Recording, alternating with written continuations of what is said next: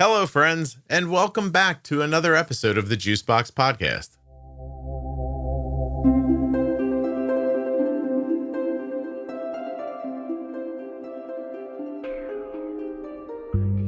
This is Marla, and I am a type 1 diabetic from Kansas, and I've been a diabetic for 36 years.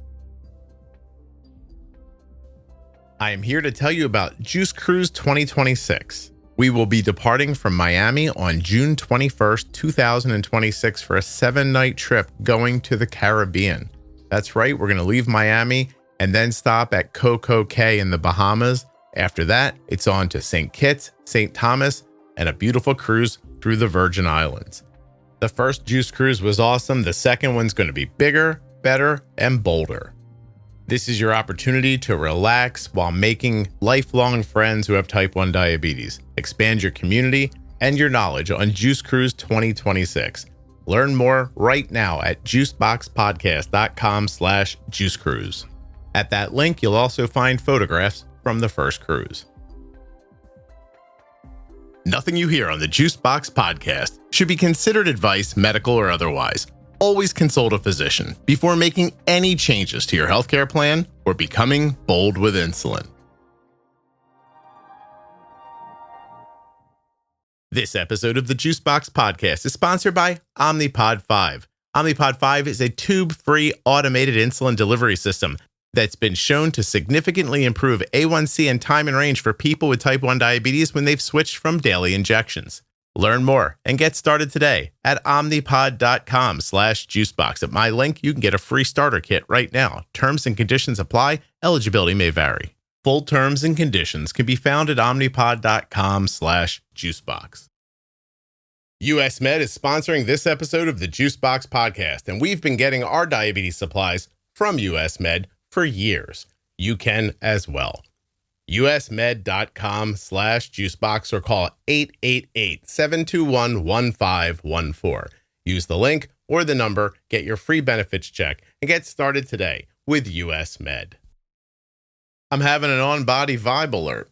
This episode of the Juicebox Podcast is sponsored by Eversense 365, the only 1-year wear CGM. That's one insertion and one CGM a year. One CGM, 1 year. Not every 10 or 14 days. EversenseCGM.com/juicebox. This is Marla, and I am a type 1 diabetic from Kansas, and I've been a diabetic for 36 years. Awesome. We're recording then, Marla. Here we go. Okay. How long have you had type 1 for? 30? Did you say 36 years? 36. Yes, 36 in like 4 months, maybe. No kidding. And how old were you when you were diagnosed? I was 8. 8 years old. So I'm Jeez. 44 now. I could have done the math. I'm not good at math, but I just know that I'm 44. So, and I know I was 8 when I was diagnosed. I think I did the calculator when I was every year in February. I'm like, okay, what year is it? And I'll say, okay, because that was the month I was diagnosed. And you stopped to figure it out every year? You wanted to make sure you were celebrating correctly? Yeah, I'll say, oh, okay, it's this month. I don't really celebrate, but I'll say, okay, well, I've made it another year. Yay. Yeah. How is it living in Kansas?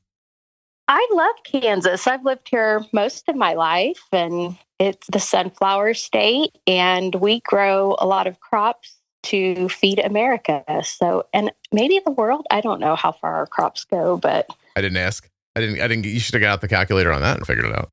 Where did you live prior to Kansas? Well, I was born in Kansas. I've lived a few years in Kentucky, which is interesting because my father was a second career pastor. He had a career in marketing, aviation. Oh, and also, well, I live in Wichita, which we're the air capital of the world. So we build planes here. And my dad is very business-minded, oriented. He grew up on a farm, in a farm family. However, he got a call into ministry. He decided he wanted to become a pastor. So he moved our family to Kentucky. And when I was in kindergarten, so we moved to Kentucky so he could go to seminary, get his Master's of Divinity. And then we moved back to Kansas to serve churches here. So no kidding. We just moved for a few years. So I asked my mom this morning, I said, when did I get sick? I mean, I remember what I went through. I know what my symptoms were, but I really don't remember being sick. Mm-hmm. And I was diagnosed the year after we moved back to Kansas. Okay. So she said that when we lived in Kentucky the year before, we were only there for 2.5 years. So this would have been when I was 7, I was in 2nd grade. In Kentucky, I guess I had strep throat a lot that year and also 6th disease, which I don't even know anything. It's like a version. Wait, what's it called? 6th, like the number 6, but it's a version of herpes. I'm like, congratulations. Okay, Mom. Never knew that. I looked it up and it's like children get it and it's a rash. Have no idea where that came from or what. I don't remember having that. And that was maybe a year or two before you were diagnosed? Yes. She said 1 year before. So I would have been 7. Then we moved back to Kansas. And do you want me to go into that? Please. So yeah, tell me. But I felt like, in Kansas is pretty flat. Everywhere we've lived in Kansas anyway, there are some hills east of us. But in Kentucky, there really are hills. We were in the Smoky Mountains. Mm-hmm. And so I always thought I would get a lot of earaches when we lived there. I felt like my mom said, well, yeah, and you got strep throat also. So at the time, I was thinking, oh, it's because of where we live, but who knows? And that might have been, I don't know if the altitude was messing with my system.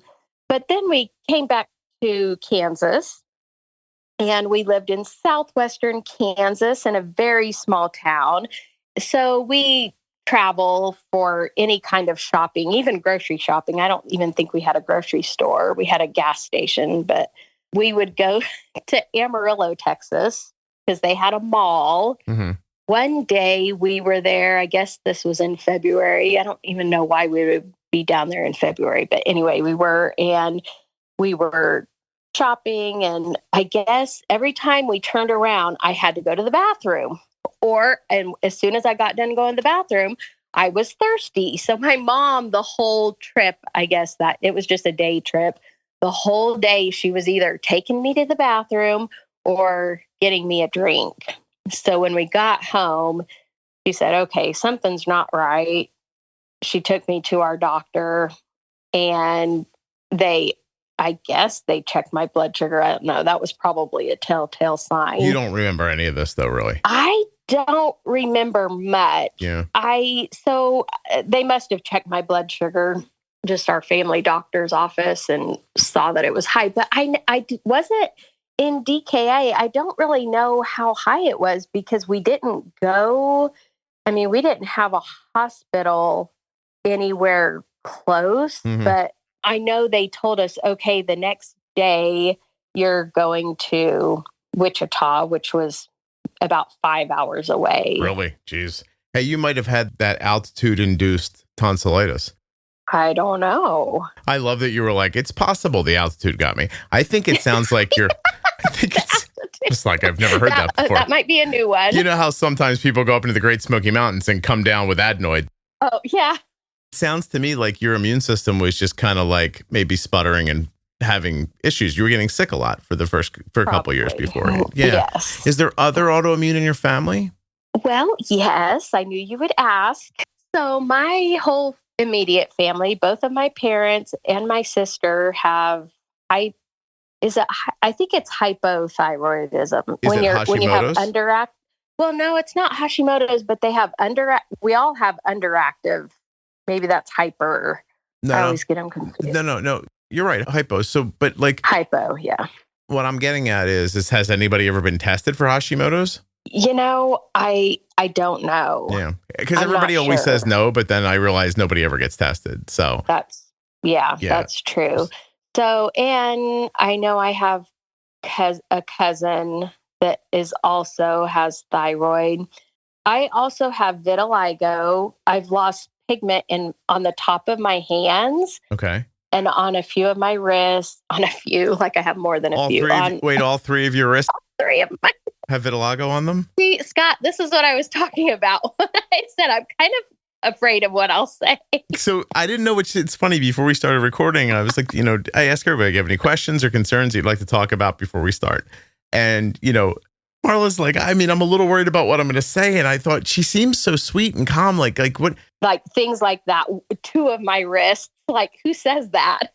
You didn't mean like you were going to say something horrifying. You meant you were going to say something and you're going to be like, oh, I sound stupid. Right. Exactly. Like the things that you think about, when you can't go to sleep at 11 o'clock and you're like, why did I really say that? Why? You have reflective moments at the end of the day where you're like, why would you even think it, much less say it? I had vitiligo on a few of my wrists.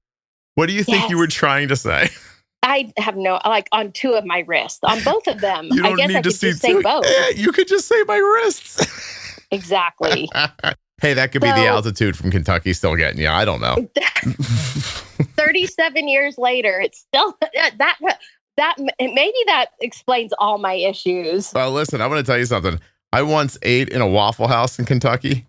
Oh, yes. And everyone in there had a problem. So maybe it is Kentucky. I have no idea. It was one of the wildest experiences of my life. Waffle House. Yeah. I had never been before. And I always telling my wife, I'm like, one day I'm going to eat at a Waffle House. Like this was something I should aspire to. And then we went to a wedding in Kentucky. Like, I think we got up the morning we were going to drive back. And I was like, there's a Waffle House near here. And then we went, and it was horrifying. I don't even know how to describe what I saw. I know. I'm sure. I can only imagine. We've been to a few in the South. Yeah. I'm just going to tell you now. I think it's from the altitude. So I think it's awesome. Could be. All right. Hold on a second. So you don't really remember much about this whole time, but when's the first time in your memory that you start thinking of your memories as having diabetes, involved in them? I do remember being in the hospital. So we went to Wichita. My mom and I stayed for 2 weeks in this education program. So I was actually inpatient, and my parents both, I believe my dad came for the first week maybe, and they had parent classes in one room. Mm-hmm. And there were kid classes in another room. And now that I think about it, I just think, you hear about a lot of kids today being diagnosed, but back then there weren't that many. But I feel like there was a class of us kids. I had a roommate in my hospital room that also was newly diagnosed. Yeah. So I remember we did the classes separate, and then we would maybe come together at the end of the day to, I guess, I don't know, talk about what we learned. I do remember that I worked with a nurse. She was awesome. I still think about her. I don't have any idea where she is, but she taught me how to inject my shots. Right. I believe we practiced on an orange. Mm-hmm. So she taught me how to draw the insulin. She taught me how to tap the bubbles out, how to pinch my skin and inject. Well, then when we met back up with our parents, I was showing my parents what I learned, and I started to tap the syringe, and my dad said, "No, don't do that. What are you doing?" Because he thought I was doing something I shouldn't have been doing. And I said, "No, that's what I'm supposed to do. I'm getting the bubbles out." I guess, I don't know, maybe I had learned how to draw the insulin before they did or something. I remember him saying, "No, don't tap the syringe though." And I was like, "No, that's what she told me to do. I know what I'm doing. I'm 8. I've had diabetes for 2 days." Marla, I have a couple of thoughts here. First thought is 2 weeks. Yes. Wait, is it a re-education camp? Were you what the hell was going on? When you think of a CGM and all the good that it brings in your life, is the first thing you think about, I love that I have to change it all the time. I love the warm-up period every time I have to change it. I love that when I bump into a door frame, sometimes it gets ripped off. I love that the adhesive kind of gets mushy sometimes when I sweat and falls off. No, these are not the things that you love about a CGM. Today's episode of the Juicebox Podcast is sponsored by the Eversense 365. The only CGM that you only have to put on once a year. And the only CGM that won't give you any of those problems. The Eversense 365 is the only one-year CGM designed to minimize device frustration. It has exceptional accuracy for 1 year with almost no false alarms from compression lows while you're sleeping. You can manage your diabetes instead of your CGM with the Eversense 365. Learn more and get started today at eversensecgm.com/juicebox. 1 year, 1 CGM. Today's episode is brought to you by Omnipod. We talk a lot about ways to lower your A1C on this podcast. Did you know that the Omnipod 5 was shown to lower A1C? That's right. Omnipod 5 is a tube-free automated insulin delivery system, and it was shown to significantly improve A1C and time in range for people with type 1 diabetes when they switched from daily injections. My daughter is about to turn 21 years old, and she has been wearing an Omnipod every day since she was 4. It has been a friend to our family, and I think it could be a friend to yours. If you're ready to try Omnipod 5 for yourself or your family, use my link now to get started. Omnipod.com/juicebox. Get that free Omnipod 5 starter kit today. Terms and conditions apply. Eligibility may vary. Full terms and conditions can be found at omnipod.com/juicebox. I don't know, but I do know that we had back in the 80s and the 90s, Wichita had an amazing endocrinologist. His name is Dr. Richard Guthrie, and he was very determined and dedicated to families and children and type 1 and just teaching us everything that we needed to know, setting us up. And today I'm just amazed. I have friends that have been diagnosed, and they might go to the ER and they might spend one night and come home and know nothing. Yeah. Like, did it work? Did those 2 weeks really set you up well? Yeah, I think they did. My parents, they had a ton of information. Yeah, I feel like we were comfortable. Not that everything always went well. I mean, with diabetes, every day is a new day, and we learn new things even after 36 years. I still learn new things. But I felt like we were set up well. I don't know. I should probably ask my parents. Marla, do you remember what your outcomes were like? Because there might be a difference between you being comfortable and feeling prepared and actually being prepared. Or maybe there's not. Maybe you were like rocking some crazy. I do remember. So at this time, we don't have CGMs or pumps, but I do remember my parents would wake up in the middle of the night to check my blood sugar. I do know that during that first few years, I did have a few lows. Probably, I think they were very early morning that sent me. I think maybe I had 2 that sent me to the hospital. And I don't even know that I stayed overnight. Just an emergency thing. I mean, this is regular in MPH, right? Yes, regular.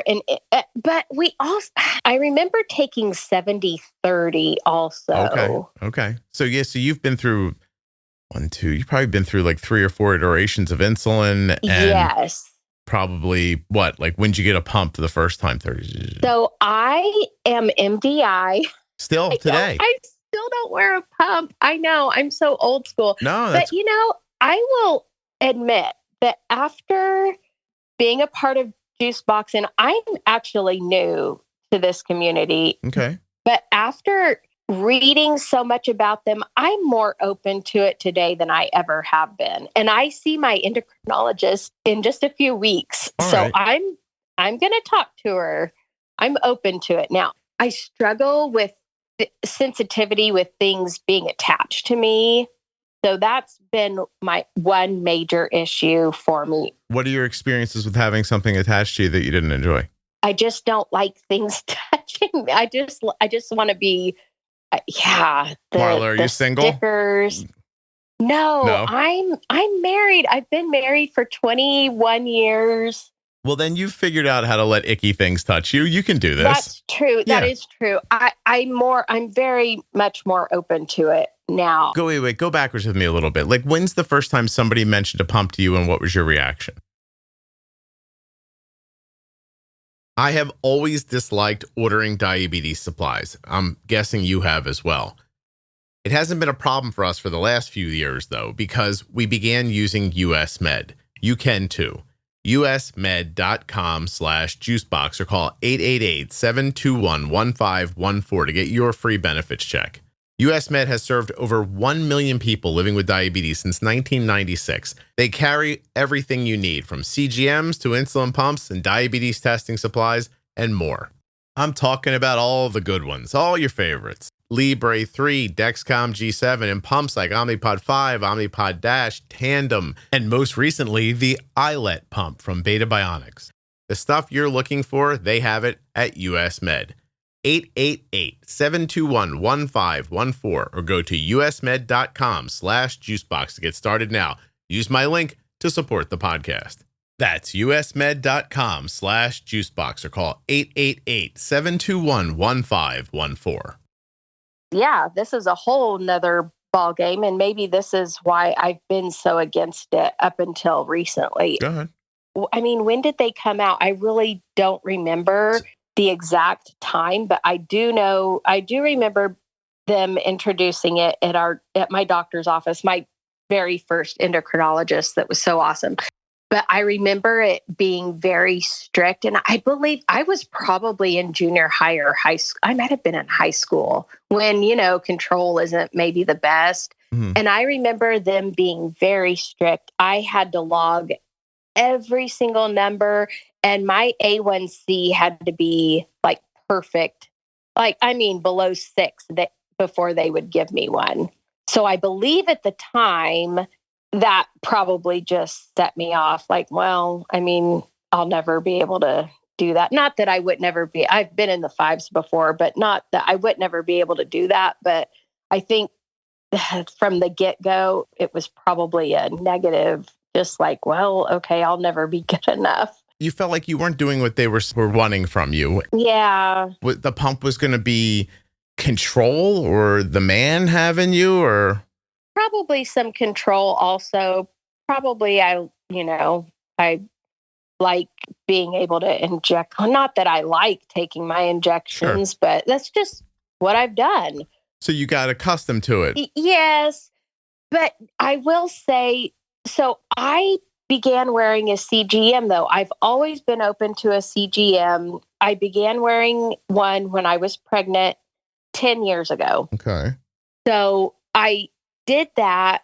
And I believe since I've been wearing a CGM, now that I'm having to correct more because I can see my numbers 24/7. Mm-hmm. Like if I'm outside and my insulin's inside or in the car and I see I'm going up a little, I think, man, if I just had a pump, I could just tell it, or it would automatically give me some more. And then I have to stop whatever I'm doing and go draw 2 units of insulin and inject it. Okay. So for that time between the CGM and, the first time a doctor said to you, get a pump, and you were like, get away from me. Between those two times, what were your outcomes like A1Cs? And I have been able to bring it down on my CGM has definitely brought down my A1C. Before, it was always probably in the 7s and 8s. Okay. And did you have a lot of lows? Don't know. How frequently did you think to yourself, I feel dizzy, I need to eat something? Yeah, I would say it's not every day, but I remember definite extreme lows, mm-hmm, but definitely when I was a child, I had more. And that might be because I was. But in this gap of time, again, between somebody saying to you, get a pump, and you saying no, and then 10 years ago when you get a CGM for your pregnancy, would you say that there were scary lows monthly and lows to be dealt with every other day or so, or something like that? Yes. Okay. Yes. And then how often do you think you were super high and didn't know it? I'm scared to even know. Okay. Because now I see it, I love my CGM because I can see it all the time and correct. But yeah, there's no telling. And one thing that I've learned from being a part of the Juicebox community is how awful highs make people feel, they don't make me feel bad. Because when I was diagnosed, I was maybe in the 300s. I wasn't up there like a lot of people are. Well, I'll tell you this though, like if you're high a lot, your body will get accustomed to it. So you won't feel like you're and maybe that's true also, especially when I was, in my teens and 20s. Yeah. Do you have any complications? No, I don't. Okay. I mean, praise the Lord. Nice. I really don't, because I didn't have the best control in my probably college years and early 20s. Mm-hmm. When do you get fast acting insulin? When did somebody hand you Lantus the first time or something? That was probably in college. Would that have come out like in the late 80s, early 90s, okay. around there maybe. Okay. So yeah, I was on that probably in high school. You might have been in high school already. If you're running around with 7 A1Cs, but you're also very low a lot and very high a lot, then that's not really a 7 A1C, right? Like, so it's you're throwing off the average. And then you get the CGM, like I said, 10 years ago. Was this for your first pregnancy? It was for my last. Oh. So I went through, and she's my third. So I have had 5 pregnancies. I have 3 living children. But, when I was diagnosed in the late 80s, it was 1989. Of course, they say, well, he's not going to be able to have children. Mm-hmm. And of course, that made my parents sad, but we never made a huge deal about it, but it was just always kind of in the back. And I've always wanted to be a mom, but that's always in the back of your mind. So like when you date someone or get serious with someone, and I haven't dated a lot of people, but I think I've had to have that conversation a few times. Well, just so you know, I might not be able to have my own children. But then, when we got into the 2000s, my doctors were much more open to it and saying, okay, well, you'll be fine. You can do this. Make sure you're more in range and have a better A1C. So this is interesting. So you're diagnosed right around the time my friend Mike is diagnosed. Okay. You're describing the year that I graduated from high school. Okay. And he's not with us anymore. I don't mean to be a bummer. Oh, he didn't I'm know. Sorry. Yeah, you're kind. I appreciate it. He has a story that's not different than yours, really. Like diagnosed, 70-30, regular MPH, shoot twice a day, 3 times maybe, eat when you're dizzy, like that kind of stuff. And then he just it never changed. Like they didn't move him to faster insulin any quicker. But it's interesting to hear you talking about this because you just did find, like you're saying, you just found everything kind of recently, like Juicebox and probably the Facebook group and stuff like that. So you're seeing people talking about it in a different way after having lived with it for 36 years, the way you did. You know what I mean? Like, yes, it's got to be a shock, no? Like just to see oh, this has been happening. I have not been aware of this. Or no, were you just happy to see something different? Like I'm trying to figure out what happens to you when you look up and see the world doesn't. From my viewpoint, I'm happy to see something different. Okay. I'm pretty optimistic, but I'm also a realist, and I know I feel better when I'm not alone. And so I know I just love this community and seeing all these moms know that they're not alone because, okay, their child is going through the same thing that another child is going through. And that's cool. So you're getting the community vibe out of it. Yes, I love that. Okay. But I also love the information. For me, just, yes, seeing how these young kids are handling their pumps. I love that. I'm like, well, okay, if they can do it, I can do it. I know that if I were diagnosed today, there's no question I would be on a pump because of my circumstances in 1989 and that season of the diabetic community in the medical world at that time. I wasn't. So I kind of wonder about that. Like, okay, what effects am I going to have in 20, 30 years that could have been changed? I don't know. Yeah, I mean, it's not, listen, it's one of those things, right? It's not worth worrying about, but it is interesting to think about. And and you had 2 kids before you even had a CGM. Were those pregnancies? Those pregnancies were actually pretty great.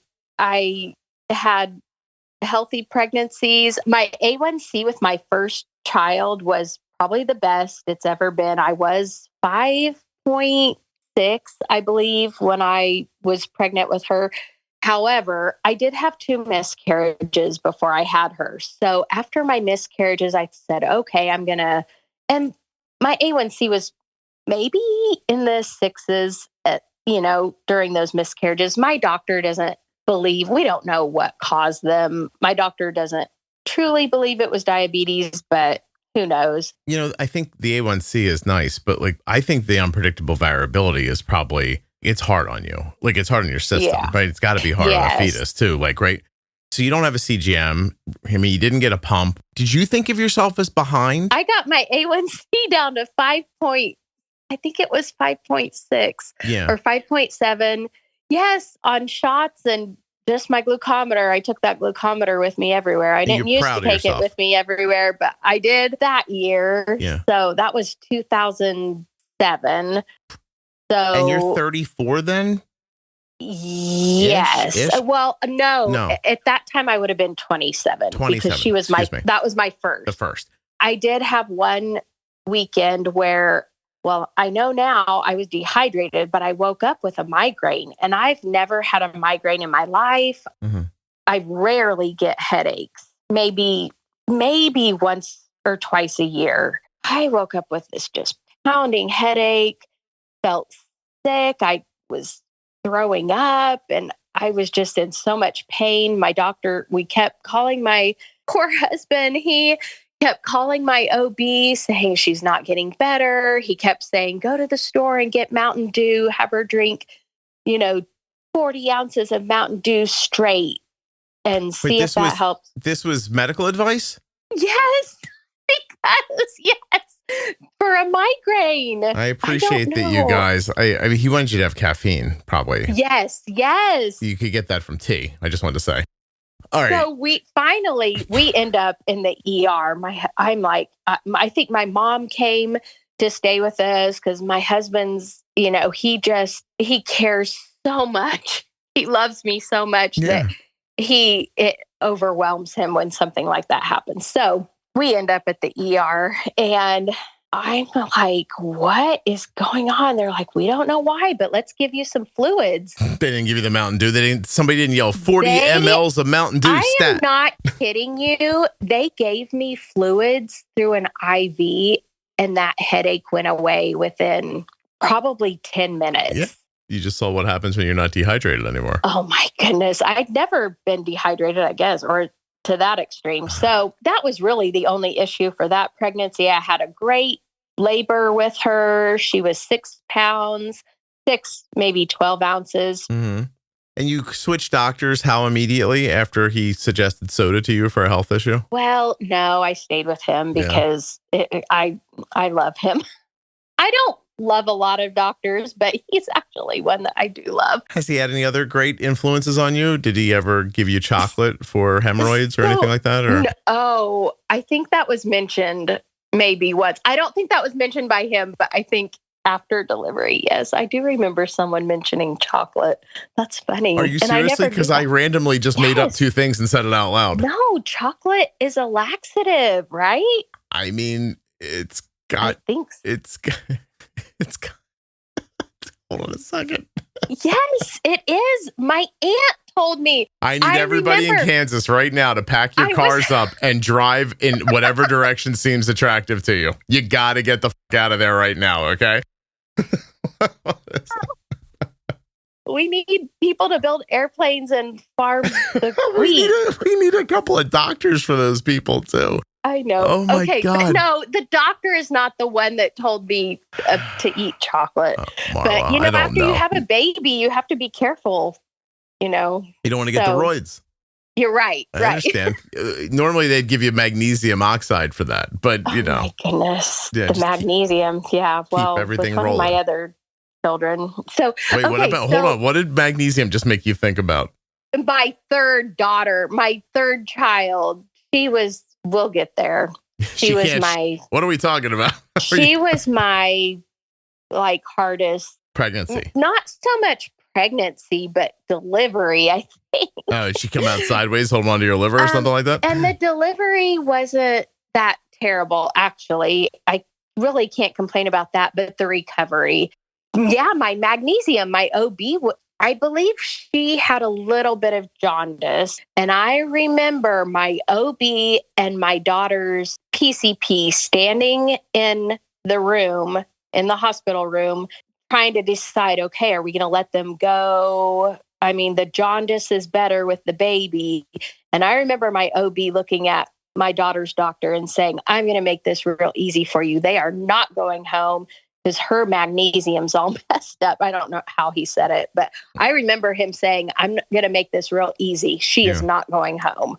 So I do it. And that was the doctor that suggested the Mountain Dew. And it was probably... What did he give you for the magnesium problem? Doritos or Ho-Hos? How did he handle it? No, I wasn't able to eat Doritos or Ho-Hos in that hospital. I have another story about. Okay, so I don't know. I believe they gave me something through the IV. Uh-huh. Is there, can you I mean, I imagine that's what they did. I just figured since he suggested soda, he might suggest potato chips next. This was a weekend when my dehydration episode happened. I'm almost sure that it was his nurse that said, drink the Mountain Dew. Anyway, so yes, with my third child, my second daughter, yeah, I don't know my magnesium, and I didn't never thought about my magnesium. And then afterwards, I hear all these people say, oh yeah, that's real important. You got to check your magnesium. Were you taking like prenatal vitamins? Yes. Okay. Yeah, I was. So I don't know. So then I had to sleep in the room that I gave labor in. You know, you usually give labor in a room and then they send you to another floor. I don't know if that's every hospital, but that was this hospital at the time. Okay. So they made me spend the night in the actual room that I gave birth in. So we were like... Were they afraid they had never seen somebody with 3 wrists before? I don't know. I think they needed to keep a closer look on me, I guess. Marla, you don't hear my sarcasm at all. It's awesome. It's my favorite thing that's happened to me this week. For 100%, you do not hear my sarcasm at all. Oh my goodness. It's fantastic. I'm sorry. No, don't be sorry. It's fantastic. I said, did they keep you in the surgery room because they had never seen a person with 3 wrists before? And you were like, I don't know, maybe. Yeah. Well, at this point in life, Scott, you don't, I mean, yeah. When I having trouble keeping up? Well, when I've had this much trouble with doctors, there's no telling. But then, okay, so I was sent to another room the next day. Well, then I believe that night, this was just a normal birth. And I was in that hospital for 5 days. That's not, with my other 2, I will say I was only there for maybe 2 days. It was natural? Yes. You didn't tear or anything? This was no. But so they sent me, I think it took a few days for this magnesium to come up, I guess. But I did go low. I was nursing, and this was the first baby that I was able to nurse just because, I don't know, the other 2 just weren't having it. I swear to God, I almost said something out loud that I definitely think people would have not liked me for afterwards. But oh, no. Were you having trouble producing milk the first 2 times? I don't know. Well, those first couple days, you're just, it's not like, what is it called? It's colostrum. It's not. Yeah. So I don't know. I think my kids were just hungry, probably. Were they lazy suckers? Were they not? Or, like, were they latching? What's that thing that they say? Were they latching on? Just, we were like, with my first, it's like all brand new. And every time, hormones are going crazy. So. You just didn't want to do it? No. Well, I did, but it wasn't working. So I was like, okay, well. It wouldn't come out. You get mad at yourself when that happens? Is that like, what's that feeling like? Is it disappointing? Do you get angry? I was disappointed. Yeah. But I also wanted to sleep. So I was disappointed, but it wasn't enough to make me go crazy or to make me go into there are lactation specialists, but they're not available all the time. There are probably so many more resources now. That was 18 years ago. So my third child, though, the one that I was in the hospital for 5 days, one of those nights, I told my husband, I said, I feel low. I think I'm going low. So we had my glucometer. I was not okay. So this is the child that I began the CGM when I was pregnant with her. I did love it, but I also hated it because it was all new. I don't know. When were they released? When did those come out to people? I don't know. The Dexcom G4, I think, is the first time. I don't remember, honestly. Okay, so this was 2015. Okay. Maybe they had been out for a while. I don't know. Well, once again, we live in Kansas, so we get things a little bit later than the rest of the world. However, one night I tell Phil, I think I'm low. So he checks it on our own glucometer. The hospitals, the nurse is checking me throughout the day on her own device, but I have mine too. Well, it's 26. That's low. It's low. And so I freaked the nurse out. He tells her, she needs something. And at this time, I think with my first one, I'd maybe gone into like the 60s, which is 60s for me. I'm fine. I can walk around. I can do everything. But when I was maybe in the 60s with her in the hospital and they would give me real pop, and I would be like, oh, that's a treat. I don't usually like real pop, but sometimes when I'm low, I do like it. So, but this time, this was 8 years later. And by that time in the hospital, all they would give you if you had a low blood sugar was the gel, like the glucose gel, which is disgusting. Not looking for that. Well, also you're 26, so that's pretty low. Yes. So, yes, I probably did need Marla, that. can I ask a question I don't want you to be insulted by? Yes. Do you have ADHD? I probably do. As an adult, I have really noticed that, yes, I've not been diagnosed. As a child, I don't think I did. I think it's something that's happened later. Oh, yes. Okay. I'm going to stay here with you getting that CGM. So you get that CGM, like, do things get easier? Do you start seeing like, hey, this is awesome. Like, I like being able to see this. I can make better adjustments. Or was it just the thing you used for like telling you were low? Like, how did you use it at first? Okay. So I started with the Dexcom in 2015. And at first, yes, I loved it, but I did stop wearing it after I had her because I think it got to be too much for me to handle. I think I was overstimulated, honestly. The alarms and my husband freaking out, calling me. I shouldn't say freaking out. I should say caring about me and loving so much that he would want to make sure I was taking care of myself with a newborn and 2 other children at home. Next time I freak out, I'm going to tell my wife I'm just loving her extra. See where that gets me. Yes. Get me punched in the head. Okay, so when did you put it back on and why did you put it back on? I put it back on. My endocrinologist finally convinced me. And this was maybe 2 years ago. I know this is so bad. I know it's so bad. Now that I have it back on, I'll never be without it. Marla, why are you fighting yourself? I believe at the time it was just, I don't know if I needed support. I don't know what would have changed. It was a lot. The way I think to say this is going to be upsetting, but you're kind of a pain in the ass. Like, why? Yes. Why is that? I know. Why are you being, I can't believe I'm saying this like it's 1975 and you have the vapors, but like, why are you being difficult? Like I know. Yeah. Do you have any real reason? Like, do you have understanding? Yes, I do. So I believe that under possibly different circumstances, I don't know if it was because it was just all new to me when I was pregnant. I think at the time I was overstimulated and I thought, well, I've lived with no complications, for 28 years or 30 years. Maybe I can get through the rest of this year without all this other stuff happening.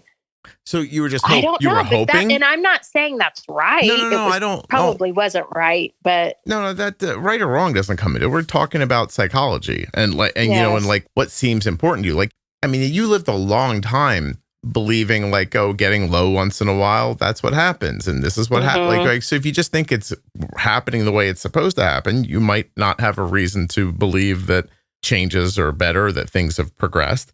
I mean, if you're talking to doctors who are telling you about like, I don't know, chocolate and soda as like fixes for things, I don't imagine they're throwing a ton of good information at you about other stuff either. True. So once you see it during the pregnancy, what you end up focusing on more is like what you thought of as like the crazy parts that came with it, like somebody being aware and getting upset and stuff like that. So you just took it off again. And did you ever think about a pump in any of that time? Like you said, you're thinking about it now, but I am. None of that time you thought about it. I just feel like you're so overwhelmed when you have all these like little people counting on you. And that's you could look at it another reason. Like, yes, I have these little people counting on me. I should be the best that I can be. I should be on a pump and on a CGM. But at the time, I couldn't take one more new thing. So I don't say that you can't take care of yourself on MDI without a pump. You certainly can. But if you're getting low a lot and then high a lot, you're not having the outcomes you're looking for. You knew those weren't the outcomes you were looking for. Yes or no? True. Yes. Okay. So then you do the thing of like, well, I haven't had any complications, so this must be okay. And I have a lot else to do, so I'm not going to focus on this right now. True. Yes. Right. And now you're seeing people who are using these things. Are you thinking, oh, maybe if I would have taken a month to figure all this out, a lot of things would have gotten easier? You know what? If I do start using a pump, I could probably answer that in a year from now. Yeah. Well, what's got you even thinking about it right now? Like what looks attractive at the moment? What is attractive? Okay, so I used to not want, I used to not want anything attached to me. Mm-hmm. However, I just feel like I'm correct. I find myself correcting and really, okay. So another thing that since I've been in the Juicebox community is looking at time and ranges. I have never been so focused on my time and ranges as I am right now. Yeah. And in order to get that percentage higher, I feel like I could do it so much easier on a pump. Why do you want to improve it though? What's driving you to want to improve it?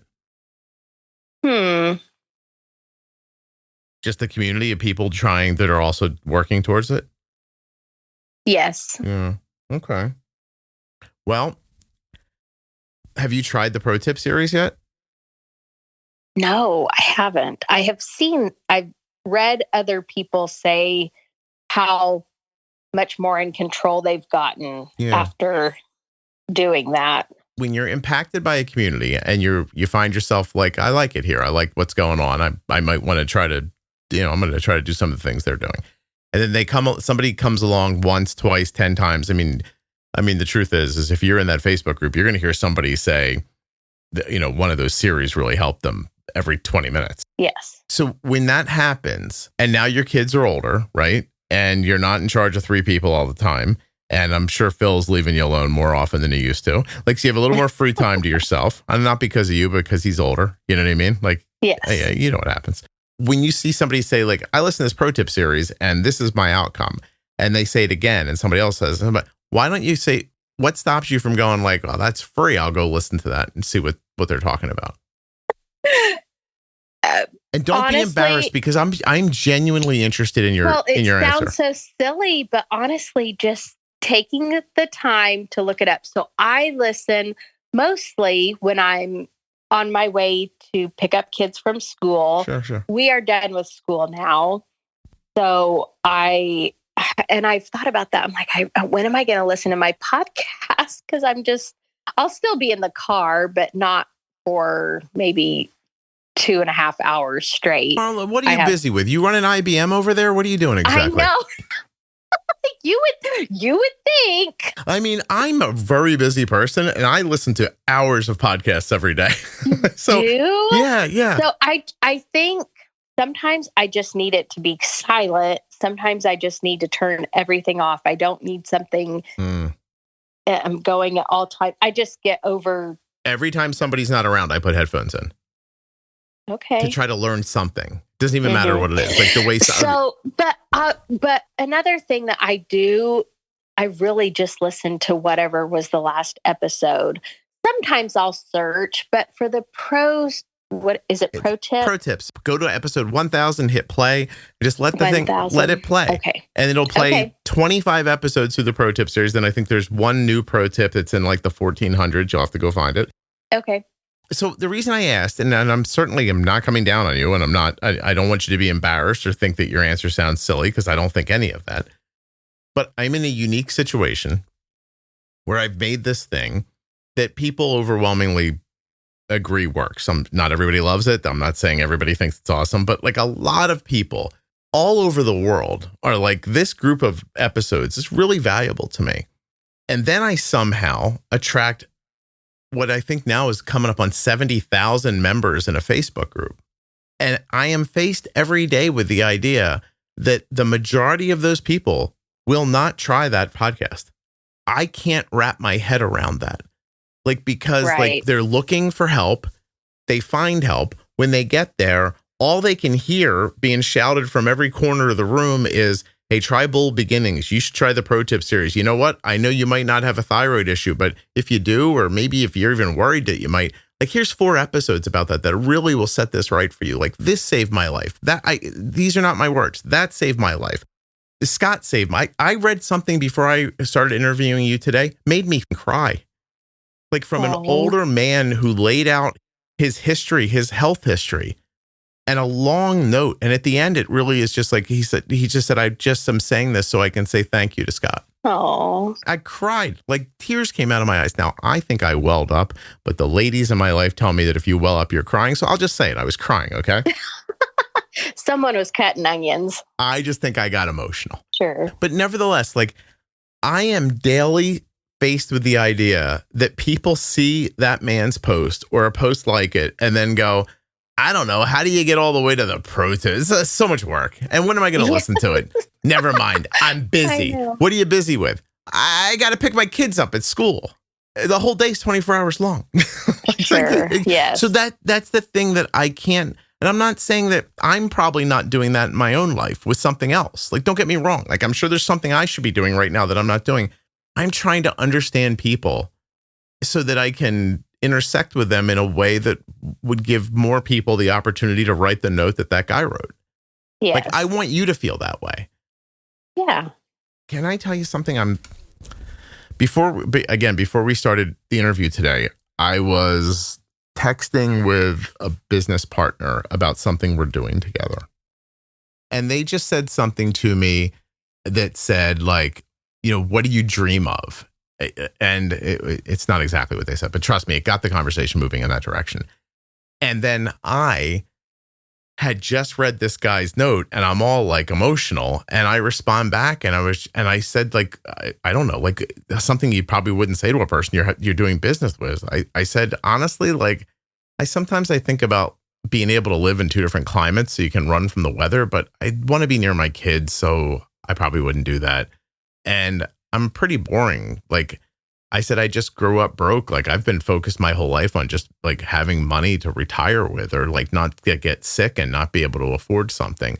Like, I don't dream about stuff. And I said, and as strange as it sounds, and I'm paraphrasing because I'm looking at this text, I said, I just read this note from this man. And I said, and I'm sad. Like, I feel melancholy. Like, look what this did for him. And I'm just focused on trying to find more people who can be happy. Yes. Once you've figured out like that you can spend your time doing something and it makes somebody healthier or happier or less burdened or whatever, everything else seems kind of like ridiculous. Right. I don't have things I want. Like, I don't want clothes or like, I don't really need expensive things. I have a car that I like, like, but I mean, beyond that, I'm I'm probably wearing the same t-shirt I've been wearing for 3 years. You know what I mean? Like I own 2 pairs of sneakers. Like I don't have like a lot of feelings like that. Like, but when I sit and think, when she said, what do you dream of? I thought finding more people who could like be like helped by this. But what you're telling me, Marla, is that when I kill myself to find you, you go, I don't know. I don't really have time for that. I don't know where to go from there. Like, you know what I mean? Well, I appreciate you, and I know so many others do. I think you should. I don't know. What's funny is that I just love everything that you talk about. Nothing's off limits. And, diabetes is really not what brought me to Juicebox. It's the community. You like the community. The community, just knowing, people want to know that they're not alone.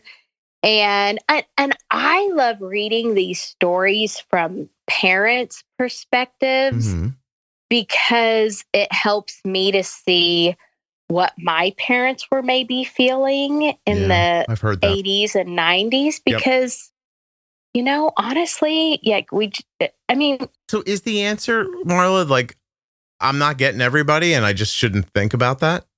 No, I don't think so. I'm imagining, maybe I'm wrong, but I'm imagining you and people like you who have found, commonality in something and you're having a good time and enjoying the podcast and everything. And I'm over here thinking like, maybe it's me putting how I feel on you. Maybe that's the unfair thing. Like, because I'm saying like, I want you to know how to use your insulin well. I want you to understand, like, I don't know, basic things about your life that I think would help you. And I think I'm right. I think if you learned those things, that everything would get easier and probably, you'd feel less encumbered and all that other stuff. But maybe that's just not their intention. It's not going to be. And no matter what someone else does, it's not going to change. Like I can't grab you and like make you listen to it. Like, you know what I mean? Like, and I certainly wouldn't even if I could. So, maybe I'm thinking about it wrong. The fact that I saw, I'm not kidding. I really did see, I don't remember if it was yesterday or when it was, but someone, I believe it was a comment. I don't think it was an actual post about the pro tip. And then you bring it up to me. So maybe it's time. Maybe that's opening a door for me. Okay. I believe in the Lord. So I might look at it as that, okay, the Lord's opening the door and opening my eyes and leading me. Okay, the pro tip, I need to go there. So it's not up to me how quickly you get to it. Like I can expose you to it and then hopefully you'll find your way to it. Yeah. All right. But you know what brought me to Juicebox? My daughter has low ferritin. Okay. Oh. And she's 17, and we've had a heck of a time even finding out what was wrong with her, but she's been sick for about 6 months. And I posted on Facebook about it. And I have a friend whose daughter is she's very young. I think she was diagnosed when she was 2. And she had seen a post on Juicebox about someone's low ferritin. And so she sent it to me right away. She's like, well, you need to be on this anyway. She didn't know. She knew I wasn't on it. And so I'm like, yeah, why haven't I been on this? I had no idea. Wow, Isn't that crazy? No, I guess, what? Honestly, I'm online every day. Yeah. Marla, maybe it's not crazy. Maybe it's kind of beautiful. Like maybe it's just how it works. Yes. And maybe it's just because I'm so steeped in it all day long. It's just personally frustrating to me. Yes. And I understand that would be so frustrating. You put everything, I know. It feels like you're fighting against Facebook's algorithm, Apple's algorithm, Spotify's algorithm. And like you post things that I can't believe that what's going to happen is that my life is going to be about learning how to post things that are worded in certain ways so that algorithms deliver them to your feed. Like I just so badly don't want that to be my truth. You know what I mean? Like I just want to. It's not, Scott. That's you don't know. I'm sitting here a lot of hours of the day. You're doing every single day, but that might be what some kids feel like, or what some type 1 moms feel like, my life, at their funeral, are they going to say anything about their diabetes? Probably not. I don't know. It might come up. I hope not. I mean, I hope it's a thing that's in the background and just is reasonable for them to deal with. And, that it's not. I'm sure some people are going to be overwhelmed by it and never climb out from under it. But I don't know. I just don't want, I don't know. Like, Marla, like, it's hard to explain because when I start explaining it, I feel like I'm complaining and I'm not. I'm just telling you that, like, there's an amount of work that goes into reaching people en masse is insane. And everything between you and them appears to be fighting you. Wow. Even when you have information that you've seen over and over again works. And then even as I say that, I feel like I sound like a lunatic. So, it's not how I imagine spending the bulk of my days, learning how algorithms, like how to word things so algorithms will push your post to somebody. I don't know. I genuinely don't know what to say. So, I mean, the internet, social media is not new, but how is it kind of, I feel like, is it kind of like the medical community? Like, we're looking for answers and don't really know. Okay, this is the thing about diabetes and the contrast that I have learned with dealing with my daughter and her low ferritin. Mm-hmm. We know for a fact that insulin is what we need to reduce our blood sugars. Okay. Now, the balancing act of it all is a whole nother ball game, but at least I'm thankful for that. With ferritin, I'm just like, there is no clear-cut answer for it. Sure there is. I can give it to you right now. Okay, tell me. Okay. She's of a menstruating age, correct? Yes. All right. And but not heavy, but not, she assures me it's just regular, like not out of the norm. Okay. Fair enough. Does she have celiac by any chance? Okay. This is another thing. I know this is another thing, Scott, that I haven't done that I should be doing. I have not had any of my children, I have not had their antibodies tested. And I know there is that. Someone's told me there's a test for checking their antibodies, and it also checks for celiac. Okay, does she make the poopies when she eats bread? Oh, well, I don't know about that. However, I do know that her stomach hurts all the time. Okay, so here we go. So she's got. I mean, if we got the test back there, I wouldn't bat an eye at the results if they were positive. So Marla, I don't know anything, but you've got vitiligo on all 3 of your wrists. You have type 1 diabetes. You have every woman in your family has Hashimoto's. Your daughter's anemic. And her belly hurts all the time. She's probably celiac, not absorbing her minerals correctly, and that's why her iron's low. Okay. And in the meantime, you take her to a doctor and you say, my daughter's anemic. Here's all the things that's happening to her. I want to get her tested for celiac to see if that might be why. But in the meantime, you're going to give her an iron infusion so she's not walking around like a zombie. And then 4 weeks later, she feels better. And that's it. We're on our way. Right. Then you start looking into why she's not absorbing the iron correctly, which is probably, she probably has some sort of an autoimmune issue too that's stopping that from happening. Yes. And when a doctor tells you, like, we'll take an iron tablet every day, you say, that's not going to work. So let's do something more aggressive like an infusion. And that's it. And she'll go to an infusion center. They'll pop in an IV.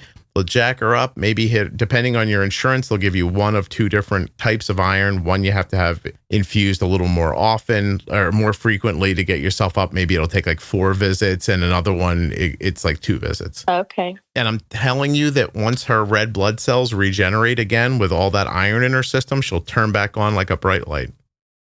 That's awesome. I can't wait. Yeah, it's that easy. But I actually Marla, have to found, do it. You got to do it though. Yes, I have found a place that it's like one of those, IV places. It's like a medical spa. And they come to your house and give you a little juice. Yeah. Yeah, but this place, I think we would have to go there. There's only one that I can find in Kansas. Well, you have insurance? In Kansas. That will, yes. Well, call your doctor. That will do. Well, this is the thing. We've been round and round and round. This is our biggest roadblock is that that my doctor's ferritin levels, the range is wild. Their range is 5 to 240. Yeah, well, they're is normal. assholes. Listen to me, okay? Exactly. All right, so Thank you for saying that. juiceboxpodcast.com, okay?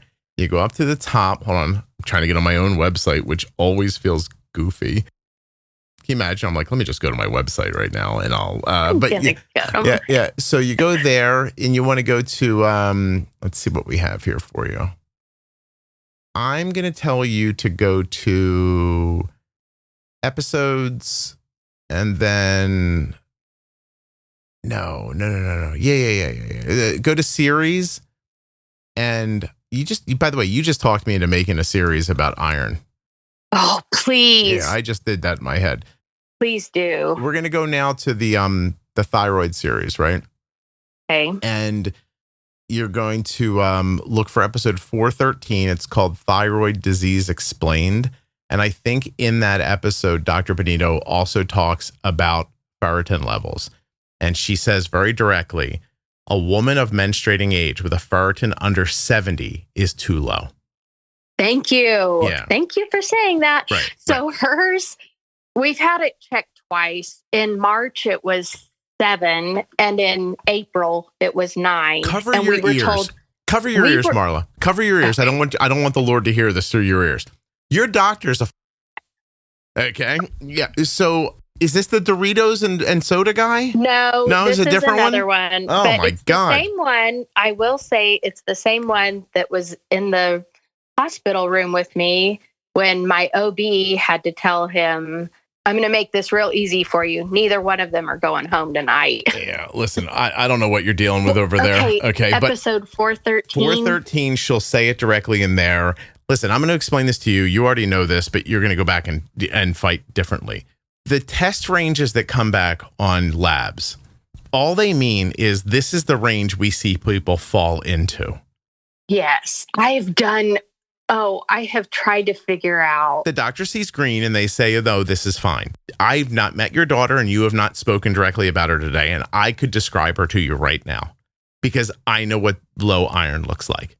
Mm-hmm. And you get her an iron infusion today. And I'm telling you, they'll have her back in a week. They'll do another one.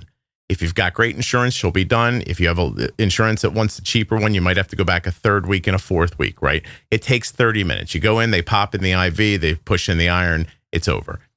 Your body then remakes red blood cells. Right now, her blood cells are being made without enough iron. So it's like she's building a sandcastle without enough sand. Right. And so she's making a red blood cell. Her body does not have enough iron when it's building it. It's going to put that iron and that ferritin and all those minerals into her bloodstream. The next time her body goes to make red blood cells, it will make them with the correct amount of iron. She will then be able to breathe again, walk around without getting out of breath. She won't get lightheaded. She won't be tired all the time. She won't be distracted, foggy, all the other things that I know she is weak, right? Pale. Is she all these things? Yes. Right. Yes. Yeah. And then she's going to be fine. Then once she's fine, she doesn't seem like she's dying all the time. You take a deep breath. And you say to the doctor, now let's figure out why this happened because it's not from bleeding. She doesn't have heavy menstrual periods. So I have an autoimmune disease. Actually, I have a ton of them. And so does my family. Let's check for celiac first. But in the meantime, you could have her start eating like she has celiac to see if that starts making her stomach feel better. If it does, then you can hit the doctor with that and say, okay, look, let's get her iron back up. We'll change the way she eats and let's see if her iron stays up. And if it doesn't for some reason, we don't let her drift into oblivion again. We give her another iron infusion until we figure it out. We don't let her walk around like a zombie because she's 17 and that sucks. Yes. Also, is she gaining weight? Yes. Yeah. I know. Trust me. Do you see how I know? It's because I know what low iron looks like. And you do too. You can't just go to the person and then say that to them and then have them go like, well, no, we don't agree. And then you go, oh, well, the guy doesn't agree. He's wrong. So I found, who else does iron infusions? I found this medical spa. Go right to a hematologist.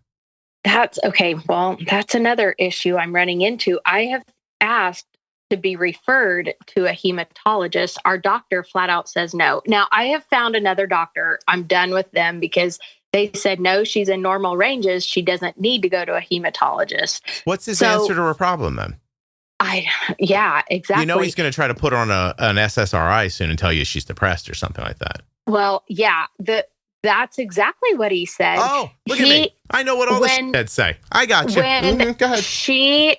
Well, this is the thing. We needed a school note signed for her to be out of school. She can't, I mean, she can't lift her head up, I don't imagine it. A 7, listen, better. I had an 11 one time. I bent down to pick something up. I almost fell through the floor head first. I took myself to an emergency room when that happened. I know. Yeah. Like, she's been through so much. So, yeah, he said the best thing that you could, I didn't want to go because I knew he wasn't going to believe us and it was just going to be a big mess. But we needed a school note signed saying that she could finish the semester remotely. They do have thankfully, our school system had some kind of program, like if you have a health concern. But see, Marla, this is the problem. Like, instead of just fixing her problem, you're just finding ways to make her problem less burdensome. Yes. And that's not you, but that's, does your insurance require a referral? Well, no, they don't. But because Marla, now I'm mad. What are you getting a referral for then? Because she's 17, every single hematologist wants her to be an adult. Yes. Yeah, I've seen that before. If she's 18, they'll see her without a referral. But because she's 17, they say we need a referral from your PCP. Is it all right if I curse again? Let's see. Yes, iron infusions. So I have found a new doctor for my children and I to see. Yeah, but I did find this medical spa, but I mean, it's going to be $300 an infusion. So if she has to have 4. Yeah, it's a lot of money. Yeah. Do they offer iron? I'm looking at one that's near me right now to see if they do. They do. There is one that does iron, just offer straight iron. Mm-hmm. Like, I mean, why can't someone know what they're doing? I'm not even kidding. Like, just once in a while. Well, and seriously, it's so irritating. Like, this poor girl, like, none of this has to be happening to her right now. None of it. I have called so many people. I have just go down all these rabbit holes on every single social media, and I've found some good groups, but you just need one doctor to do the right thing. How old is she? When's she going to be 18? October 30th. She'll be dead by then. Never mind. I know. I know. Right. That's what I know. I'm like, I got to do something to get us through the summer. Here's my best advice. I would just call PCP offices. I would explain very simply. Don't get wordy. Just say, look, my daughter has low iron. She's under 18. My current doctor does not understand that her 7 ferritin needs to be addressed with an infusion. And because she's under 18, I can't just book her directly with a hematologist. Is this a thing you would help us with?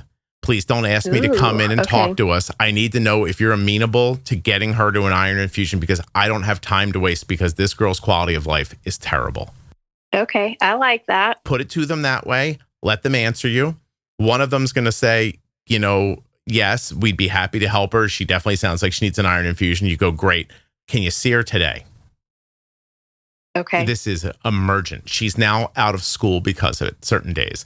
All she needs is an iron infusion. I know that she's going to be okay after this. And then tell her after that, this is not from bleeding. We think it's possibly celiac because we have a lot of autoimmune in our family, but can we first get her back on her feet before we try to figure out what's getting her there? Like what's knocking her down? And then just wait for somebody to answer you. And if they give you a good answer, great, make the appointment. And if they give you a bad answer, say thanks very much, hang up the phone and call the next place. Okay. Yeah, I like that. Thanks. Stop waiting for somebody to do the right thing. Like just keep going. Call anywhere you have to call. Yes. You could get off with me now and have this worked out in an hour. Yes. You absolutely So both my mom, back to immediate family autoimmune endocrinology issues. Both my mom and my sister have had thyroid cancer. So my mom has told me her oncologist is also a hematologist. That's what I'm finding out. All the hematologists are also oncologists. Well, yeah, because mostly like hematology is where people go for infusions for their cancer treatments too. Yes. Yeah. Okay. So I called hers, and he's one in town that his license just won't allow to see her until she's 18. However, I knew the girl who answered the phone was so nice to me, and she couldn't tell me who she was when I called, but she told me afterwards, she's like, that was me. And I know her in real life. I'm like, of course that was you. I know you work at a doctor's office, and I just didn't put the two. But she actually told me then which doctors in town refer to their clinic. So then Marla, say goodbye and go call them right now. Get it done. Yeah. That's good. We did a good job. It's a nice podcast. We're all finished. And now go save your daughter. Because this is, trust me, I've had this. It's way worse than you think it is. Yeah, I know. Really that's what I'm hearing. I just feel she's not just tired. Yeah. It's horrible. Really, really, really horrible. And isn't that weird that it happened to us, but everyone that I talk to that it's happened to also, they'll say, yep, your doctor will say you need to go to a therapist. Yeah, no, because that's what happens to women. Oh. They get told oh no, it's in your head. Or are you just sure you're not sad? Maybe you're hormonal. Do you want sleep better? Put your phone down. Blah blah blah. Like back in the 50s, what they say to women, you get. She's got the vapors. Yeah, right. Like she's hysterical. Remember that in the 60s? Yes. Yeah. Now it's whatever it is. Now she's depressed. She's got no iron in her body. Mm-hmm. That's what's wrong with her. And by the way, go look up signs of low iron. Depression's one of them. Yes, it is. Yeah. Your body is a machine that is running off of so many different minerals and hormones and water and glucose and all these other things. And when these balances get off too badly, you're moving forward on sheer will at that point. Mm-hmm. Your daughter's trudging along because her body doesn't want to die, but it does not have the ingredients it needs to be successful. That's all this is.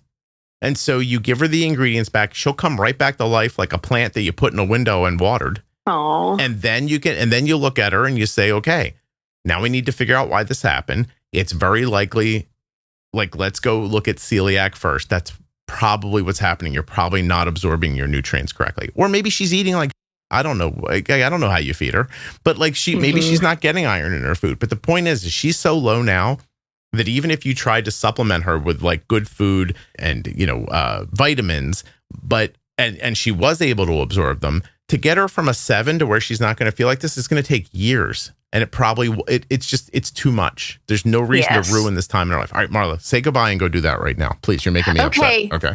Thank you, Scott. You're very welcome. Hold on one second for me.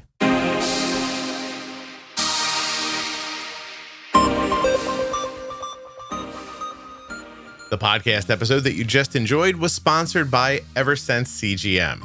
They make the Eversense 365. That thing lasts a whole year. One insertion every year? Come on. You probably feel like I'm messing with you, but I'm not. EversenseCGM.com/juicebox. Arden has been getting her diabetes supplies from US Med for 3 years. You can as well. usmed.com/juicebox or call 888-721-1514. My thanks to US Med for sponsoring this episode and for being longtime sponsors of the Juicebox Podcast. There are links in the show notes and links at juiceboxpodcast.com to US Med and all of the sponsors. This episode of the Juicebox Podcast is sponsored by Omnipod 5. Omnipod 5 is a tube-free automated insulin delivery system that's been shown to significantly improve A1C and time in range for people with type 1 diabetes when they've switched from daily injections.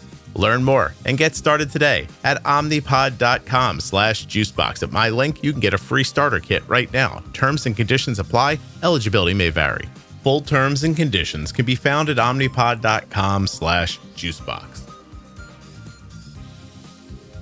Hey, thanks for listening all the way to the end. I really appreciate your loyalty and listenership. Thank you so much for listening. I'll be back very soon with another episode of the Juicebox Podcast.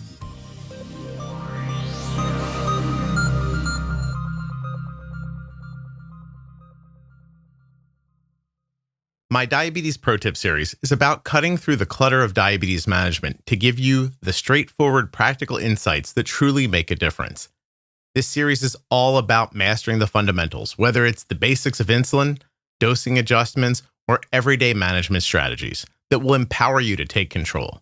I'm joined by Jenny Smith, who is a diabetes educator with over 35 years of personal experience, and we break down complex concepts into simple, actionable tips. The Diabetes Pro Tip series runs between episode 1000 and 1025 in your podcast player, or you can listen to it at juiceboxpodcast.com by going up into the menu. The episode you just heard was professionally edited by Wrong Way Recording, wrongwayrecording.com.